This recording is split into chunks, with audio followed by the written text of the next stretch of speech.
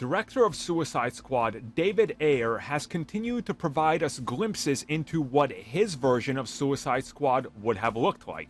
The latest is an update on the Enchantress that connects deeply to the previous version of the film that was connected to Zack Snyder's Justice League.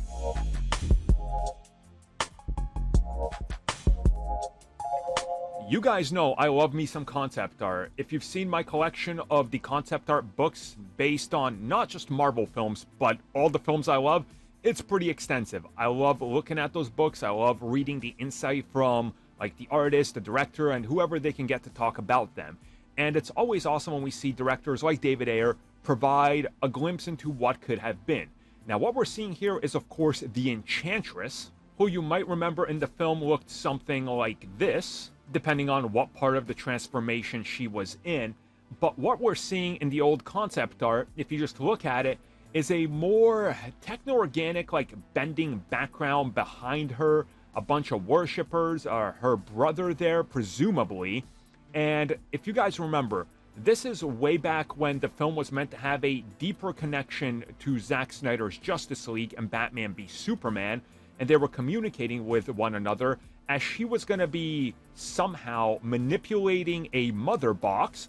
And you definitely get the sense that maybe all that stuff behind her is kind of manipulating metal and cracking into it, and that this would have been a way of communicating with Darkseid to let him know, hey, there's something going on here, it's probably related to those things you're looking for, to make it seem like, obviously, in Justice League, he's not a complete moron who forgot where the thing he needs to conquer the universe is, because that just kind of happens in that film. He forgets.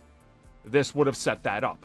So it's really cool to see this, and honestly, I want to see more of this, because we've never gotten a really big glimpse into David Ayer's version of the film and what he was planning before they really just cut him off. So this is kind of cool, and it gives you a very interesting look into what could have been and what they were going for. So let's hope when the Ayer cut inevitably down the road releases, hopefully I should say, let's hope that we got a better look at this and some sort of details behind this. They should honestly just release a bunch of these concept arts and tell us what it was all about, because I'm always intrigued to see how things could have turned out for the better.